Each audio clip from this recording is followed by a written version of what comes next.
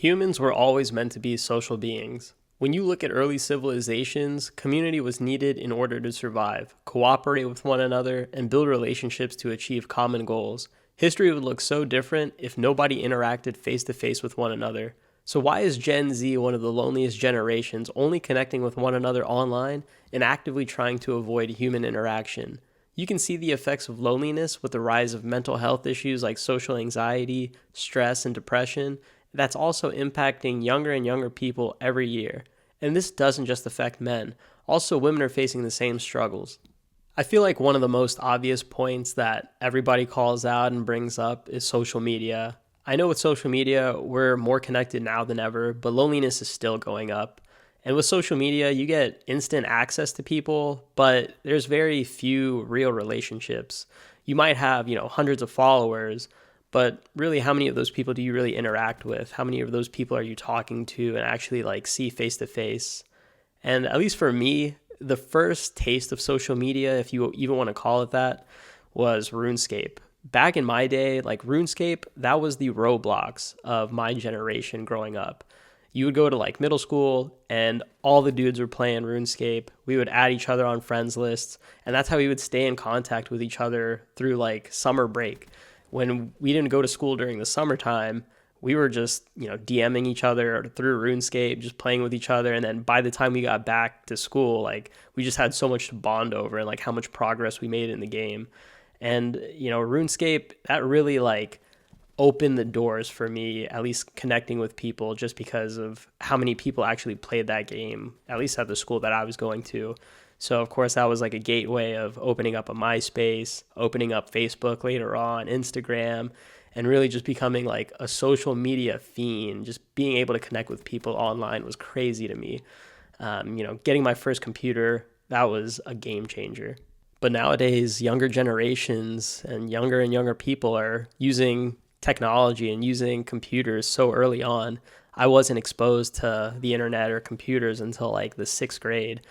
In middle school, we had an actual class to teach you how to use a computer. And it makes me feel so old to say that because I know kids these days are literally being born with like tablets in their hands and, already using a cell phone before they even go to school. So you can definitely see the generational shift that comes with it.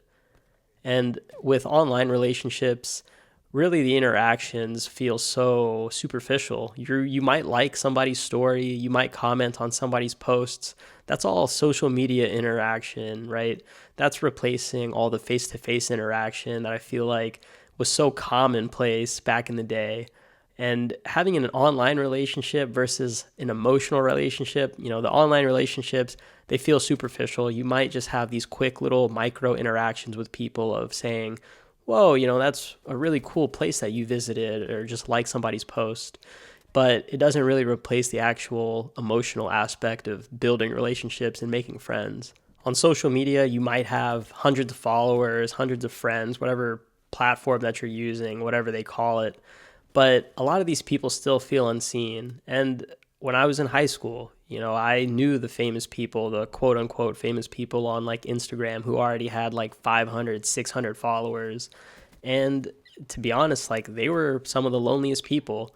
They would eat by themselves like during lunchtime. They didn't really have true friends, but they would always try to do things to keep boosting up their like count, boosting up their follower count, and really just trying to get their numbers up through social media. And, they were chasing like the fake online relationships. They weren't chasing the real emotional relationships. And I'm sure there's a lot of people that also experience the same thing. Like, the famous people back in high school, they might be going to like parties, but they didn't really have, real friends. They would meet people through social media, but, it was superficial. It was just building a quick relationship and trying to like leverage each other through like followers and doing posts, to post on the gram, just to make it seem like, you were famous, you were popular, you were the person to like talk to, right? Because you had so many followers, you were showing off so many friends. But at the end of the day, they felt unseen just because they don't have real meaningful relationships. That's what I feel like people are lacking these days. And social media is creating these performative relationships where people, they don't show their true authentic selves through social media. They're only showing the highlights. And I feel like I'm guilty of this, where I will always compare myself to, the people that I see online, right? I'm looking at somebody else's highlights and I'm wondering, what am I doing with my life or whatever, right? It feels like, their life is a movie 24/7. They got cool stuff going on all the time. But it's not the true, it's not the true situation. It's just a facade. And I feel like there's going to be some people with firsthand experience with this, or at least just have heard stories about this. But if you take a relationship, for example, somebody will post, the highlights, the pictures with their partner in a relationship on social media, and, months can go by. They either stop posting pictures at all with, featuring that person, or they'll make an update post saying, they're no longer together. And then the person has to go back and delete all the old posts wherever their old partner was featured in. And it almost makes it feel like that part of their life never happened, right? Now that they're no longer together, it's no longer a highlight in their life. They have to remove that image, from everybody's mind. Like it was a phase that never ever happened, which makes it feel like, these relationships online that you're trying to share, your life with people, it's so superficial. It's just, you only want to show the highlights. And that kind of leads into the next point of just people are afraid of being judged. I feel like naturally this makes people emotionally guarded, where they don't want to truly express themselves through social media. They only want you to see the highlights. And I know I've brought up therapy in the past. I feel like a lot of people could benefit from going to therapy, or at least just talking to somebody that they truly trust about, the problems or whatever is going on in their brain. And I know there's a lot of people that just hold up their emotions inside, and people are just being emotionally guarded. And I feel like this is very common in men, where, men, we don't seek out therapy. We kind of just hold things up until, it's kind of late, where we're trying to figure out, why we're stressed out. Why are we, facing depression or facing anxiety or having like anxiety attacks? We're just not expressing ourselves. And there's people that turn to social media in some cases where they need the validation from others to, give themselves like a quick dopamine hit, or feel like, they have nothing going wrong in the world because, they just made a new post and they've gotten a whole bunch of likes. And they turn to social media just to get that quick validation from somebody to kind of like escape their problems. But then when you interact with these highlights that you see, and let's say one of the interactions starts to sprout into like an actual friendship, it feels like, the friendships that are made become transactional. Like, what can you do for the other person, or what can they do for you? You might see somebody, post a picture of themselves standing in front of like a rented supercar, and they're just showing that, one of their vacations, they rented like a Corvette. So now you're trying to hit them up, you think that's their lifestyle. You might get a ride in the Corvette or just hang out with them, do whatever they're doing. But it feels like that's how friendships start through social media. It's like, I see this person doing this, maybe I can get a taste of that too. Let me try to be friends with them. It becomes so transactional and so superficial. When I was in middle school and stuff, it didn't feel like friendships started that way. We weren't trying to benefit off of each other. We would just have common interests, and that's how we would just start a relationship that way. It's one of those things where I feel like we're not lonely because we are actually alone, but it's just because we are pretending to be somebody that we're not. To turn away from friendships for a second and look at romantic relationships, dating in 2025 and beyond, dating apps have turned romance into a marketplace. You have endless options to scroll through. You can easily move on to the next person. For both parties, if the man or the woman gets bored, you could easily just move on to the next person, and you don't really realize the impact or the mental exhaustion that you have caused the other person if you just randomly ghost them, or if you plan a date with them and just not show up on the date. People act like it's not a big deal because, you haven't built a face-to-face connection with them. There is no emotional connection yet. But the mental impacts when somebody just gets ghosted randomly, or, they show up to a date and then the other person doesn't show up, it makes people feel like they're replaceable. Nobody feels valued anymore, where it's like you can easily just move on to another person. And I feel like this is where the hatred comes from people, where you don't have the decency to tell them that you're no longer interested or you want to cancel the date. So now the man or the woman, they're left wondering, what did they do wrong? Why was I so easily replaceable? Did they find somebody else?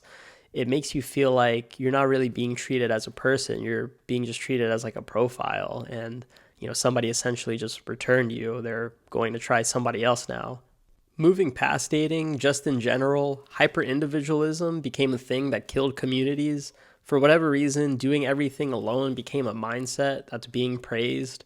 So with the rise of like hustle culture, and for women, the boss babe movement, you feel like you have to figure it out by yourself. Whatever you're trying to do, whatever you're trying to hustle towards, you don't have people to reach out to.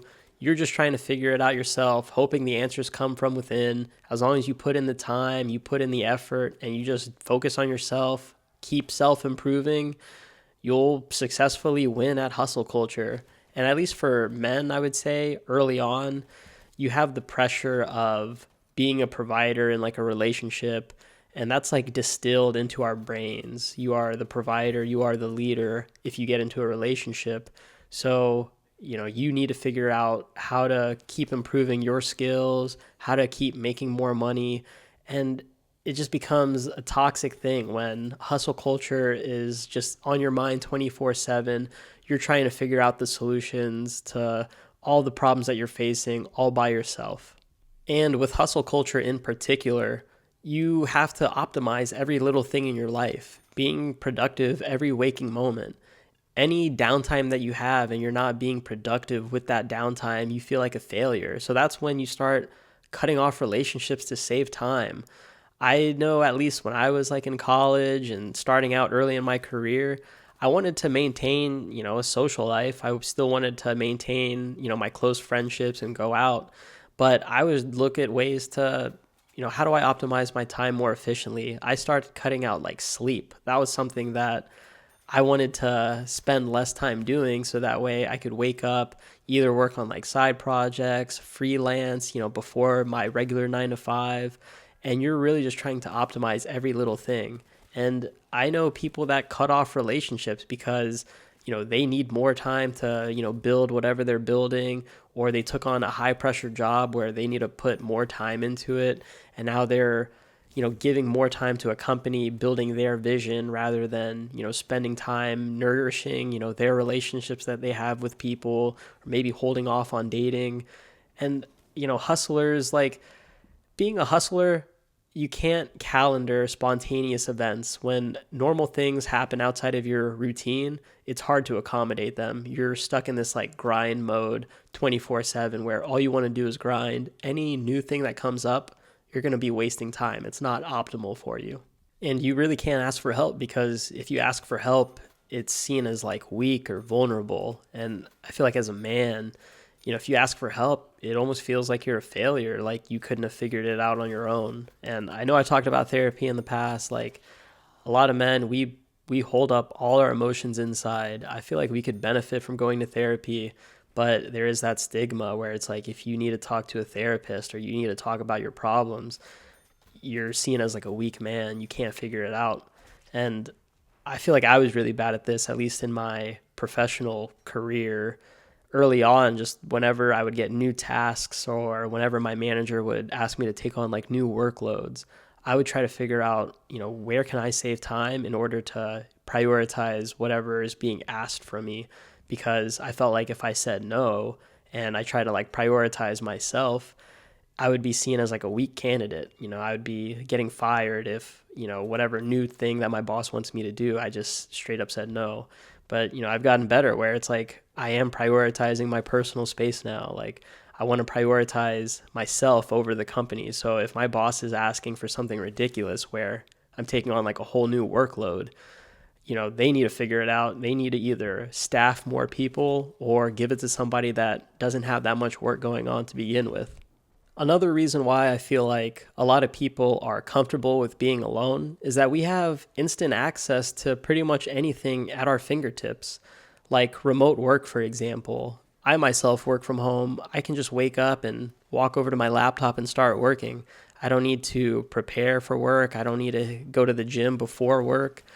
I don't even go to an office to actually interact with people. I just log on and start taking Zoom calls and start doing my work. And same thing with like food delivery. You don't even need to leave the house to go get food anymore. You can just hop on DoorDash, hop on Uber Eats, find a restaurant, and just have that food delivered straight to your house. No human interaction involved whatsoever. Same thing with like video streaming. You don't need to go to the movie theater anymore. You can just stream it online. So there's no point in asking somebody if they want to go, watch a movie that just came out, if that same movie already released on whatever video streaming platform that it releases on. You're able to just watch it from your couch. Same thing with shopping. You don't need to go to a mall anymore to try on clothes or go out to the mall, buy DVDs, buy physical games. You can just do all the shopping online. You don't need to leave the house anymore to do anything. So that limits the amount of people that you actually run into. That limits the amount of time that you're outside. And just being stuck inside when you have access to everything at your fingertips, like that's just not good for your mental health, not leaving the house, because there is no reason to leave the house anymore. And this leads into my next point, which is the loss of third places. If somebody asks where you are, place number 1 is usually home, place number 2 is usually work, and then place number 3 might be an activity or a spot that you usually go to. And if you work from home, really the only spot that you have is, home, right? There's no reason to leave the house anymore. But for your place number 3, really just the decline of local hangout spots to actually build relationships and meet people, that declined. And I'm not talking places like clubbing. I remember when I was growing up, for example, going out to like my local Blockbuster or like my local GameStop. They would have events from time to time.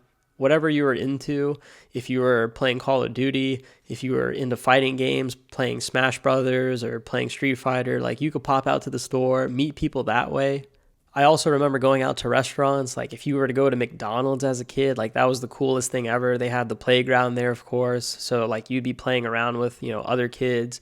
And like you would see that, face-to-face interaction. You would make friendships that way of figuring out like what school, other kids went to, like what you guys have in common. If you're playing any games, hey, add me on Xbox 360, add me on PS3, like whatever it was. Like nowadays, whenever I walk into a restaurant, most people that I see, they're just waiting for like a to-go order, which, including myself, I'm not going to lie, I'll just walk into a restaurant, pick up the food and then leave. But, nobody actually sits down. Like nobody is, getting food there. It's just picking up the food, taking it back home, just because that's the more, comfortable thing to do. Just eat it at home. And it's all about convenience nowadays, right? If it's not convenient, people don't want to pursue it. Loneliness is also becoming normalized. I see a lot of people joke around about isolation and friendships. I'll even watch videos where, people will say they have 0 friends, and that's not healthy to make it seem like that is perfectly fine, to just have nobody that you can talk to or nobody that you can even just hang out with from time to time. Just going on about your life all by yourself day to day, it will drive you crazy. Like you really need human interaction. You can't just be in your brain 24/7. And I feel like this is where the I hate people culture comes out of. Like some examples, like if a friendship fades, you'll brush it off. You'll say like, oh, I don't need that person anymore. Or if you get ghosted a few times, you take it personally and you'll just tell yourself people are so evil. I don't want to hang out with people anymore. Or you have one bad date and then you tell yourself you just want to be alone forever. I remember when the meme of forever alone was a thing, people would joke around just being forever alone. Like they would never find anybody that they could click with. And then also, it's easier to reject people as a whole than the actual risk of being rejected again. So in this sense, sometimes people just accept the loneliness instead of trying to challenge it and change it. But the harsh truth is that nobody is going to save you. Community just doesn't magically appear, and building friendships and relationships, those require effort, it requires taking on risk, and a lot of the times it leads to rejection. It'll be awkward and you have to initiate a lot of the time, but consistency is key. Just being able to show up, put in that effort, take on the risk, try to make friendships, try not to be lonely. It's not easy, and not everybody is going to want to be your friend, and not everybody is going to like you. But being able to actually put in the effort and at least try, it doesn't hurt. And it almost makes it feel like being lonely, it's pretty much a choice at this point that people are willing to accept. The things that I have done and what others can do is find community within hobbies that you have or activities that you find fun. So for me, fitness and just the gym in general is like a big interest of mine. So I joined a group gym, for example, and there's like a 1 hour time slot that you can choose every day, essentially to sign up for like what fitness class you want to take. And I usually go to the same like hour time slot. I'll sign up for that one. And you see the same faces over and over again. And usually those people are in the same boat, right? Like it might be, either after work or before work. Like that's the only time that they can fit a workout into their schedule. So you'll see the same people and just bond over a similar interest of trying to get in shape. And I am also part of a few run clubs around my city. So with the run clubs, I don't do too many runs with them anymore just because the miles is pretty low. It's like 1 to 2 miles. Really, I'm trying to train for more longer runs like marathons and whatnot. But you do meet like-minded people that are also into long distance running. So early on, just showing up to those run clubs pretty consistently, building those relationships and, getting contacts, essentially saying, I could text somebody tomorrow and be like, hey, do you want to meet me for like a, 5 a.m., 6 a.m. run? Let's do like a 10-mile run. You find out who's training for like long distance run and who's doing a lot of the races. So, it's easy to essentially build connection over like a specific activity, just like running. But you will have to learn how to be uncomfortable, and you'll have to learn how to be repetitive and learn consistency with these things, because you don't learn these skills overnight. People aren't just going to become your friend in a single day. It takes time and you have to practice, and you just have to be consistent just to show up and actually, try to make it happen. And remember, you don't have to be friends with everybody. Not everybody is going to want to be your friend. And, there will be people where, you just build acquaintances. Like, I know a lot of people that I just interact with on a very like surface level, but there's really like 4 close friends that I have that I could literally tell them anything. If I needed any advice, I could just hit them up right now and, start asking for advice, and I'd feel comfortable sharing anything with them. So to close out this video, I wouldn't say this generation is lonely, because all the previous generations before us were also lonely, where history has to repeat itself. No, this generation is lonely because it's broken. We are training ourselves and conditioning ourselves to be lonely and not to get out of our comfort zones to build meaningful connections. Everybody is connected through social media, but that only goes so deep. Building deep, meaningful connections takes time, and that level of connection is a skill we forgot how to practice. So we need to change that.